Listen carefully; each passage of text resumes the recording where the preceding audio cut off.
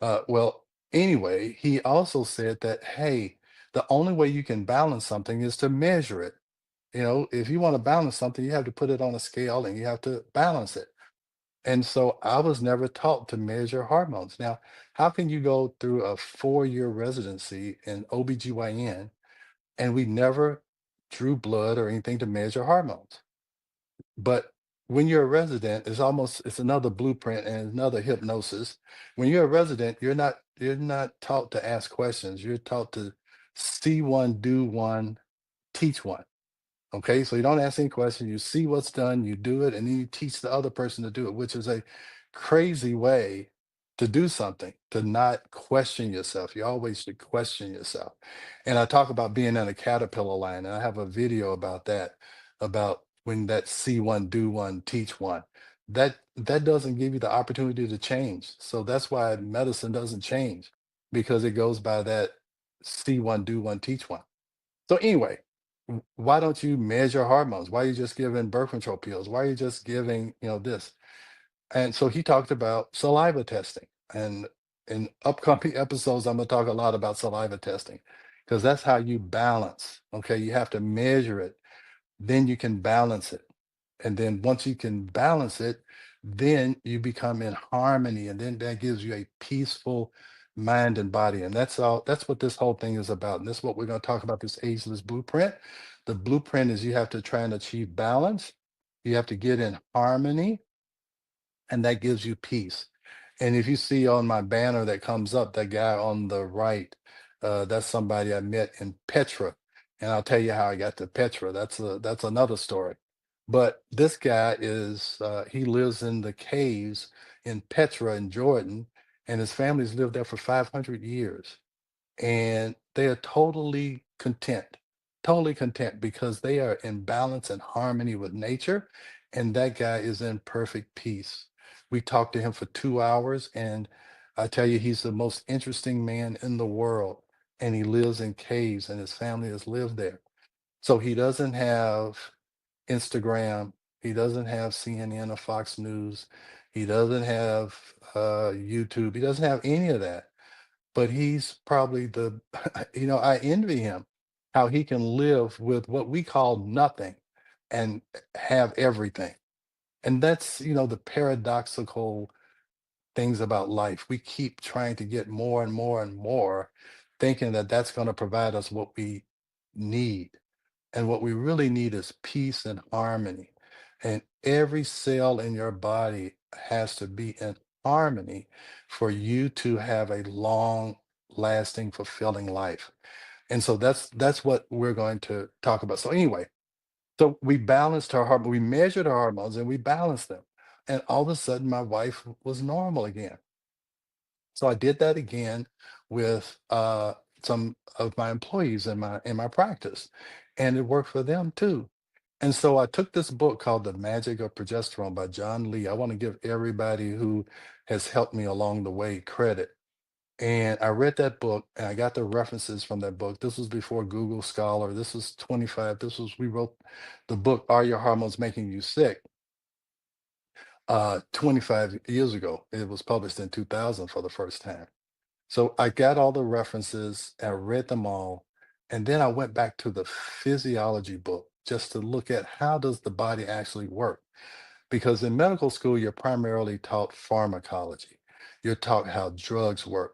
And you're told to forget the first 2 years of medical school where you looked at physiology and biochemistry and physics and all of these other different sciences, and then you're only taught about drugs. So I went back to the physiology book, and the physiology book clearly explained how estrogen makes things grow, progesterone makes things stop growing and develop fully.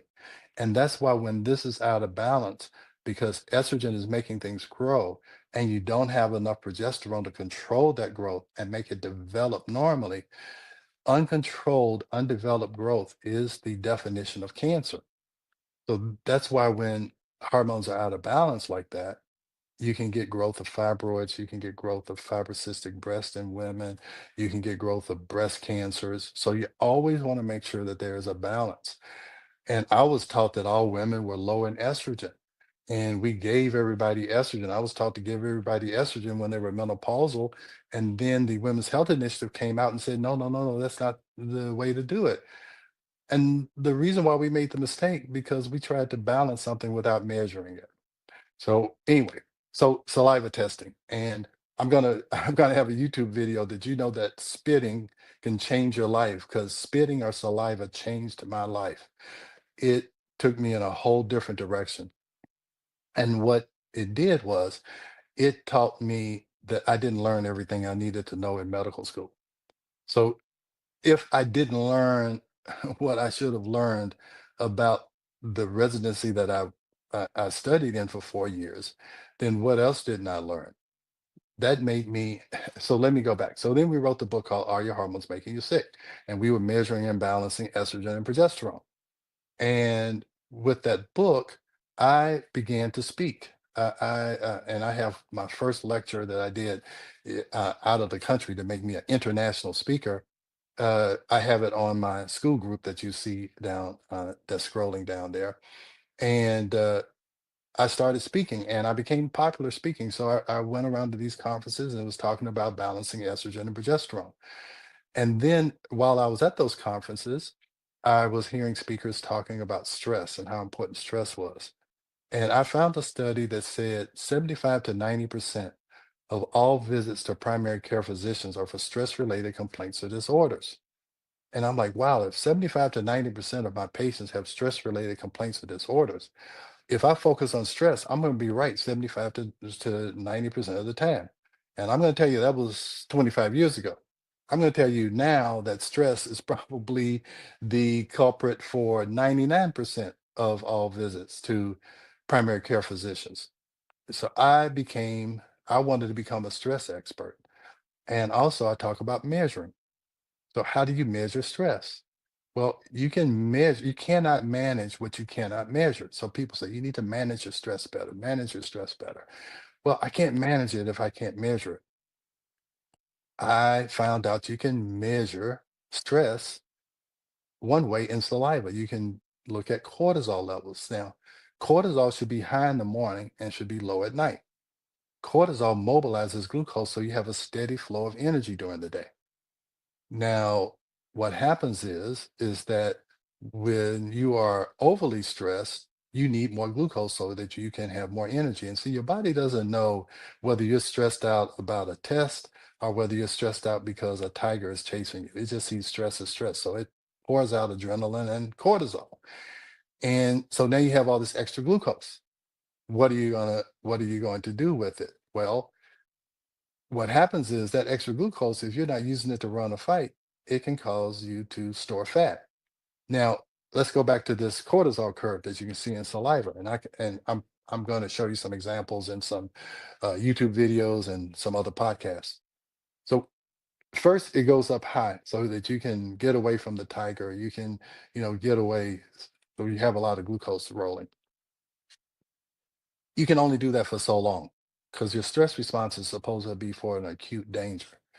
But we're not stressed for 10 or 15 minutes. We're stressed for 10 or 15 years. And your adrenal gland can't keep that up. It can't keep that up that high. So what happens is instead of it having a high low like this, it just goes like this, midway, stays midway the whole time. What happens there is that in the morning, you don't have the energy you need because it should be up here and it's down here. At night, it should be way down here and it's up here. So you're tired all day, but you can't go to sleep at night.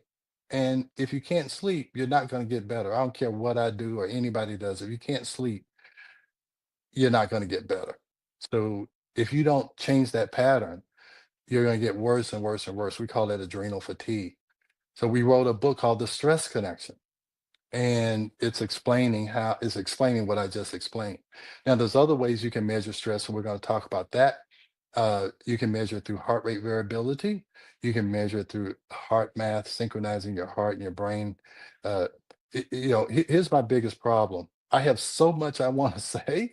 I have so much I want to teach. I just got to slow down and try and make sure that I do it in a logical fashion. So anyway, we wrote the book called The Stress Connection, and I went around speaking about both of those. All right. And we had seminars, we had all these things. And one day I was supposed to speak in Las Vegas. I was in my office all day. I caught a flight out there, and the next morning, I always was a 7:30, 8 o'clock speaker. And I got up, slides went up, and it was like somebody had changed the slides on me. I couldn't think, I couldn't go, and I had done that lecture 1,000 times. And what happened was I had adrenal fatigue. Some of the people who saw me speak thought they knew something was wrong with me. I really had to stop midway and just say, I don't know what's wrong, but I can't carry on. So I've lived through, I've lived through with my wife with hormones, with me burnout, and I did my cortisol curve, and it was flatline. And I'm gonna tell you, it took me 6 months to recover. And some of the patients I saw back then, I'm gonna tell you, they would talk to me and I could not comprehend what they were saying. And I don't think I heard anybody or whatever, but that's how I felt. So anyway, I took some time off and we decided that we were going to start something where I could uh, do this here. So we started something called the American Functional Medicine Association. My wife really spearheaded that for me. And uh, and we started having conferences here, and we would invite guests and so on, and it took us a year to have this once a year seminar. And in 2016 my sister passed away from cancer, and she had been fighting this for, it was the youngest sister right next to me.